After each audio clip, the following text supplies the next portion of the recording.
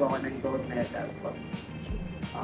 Pangalawa po, nakapag-compete po sa all-around.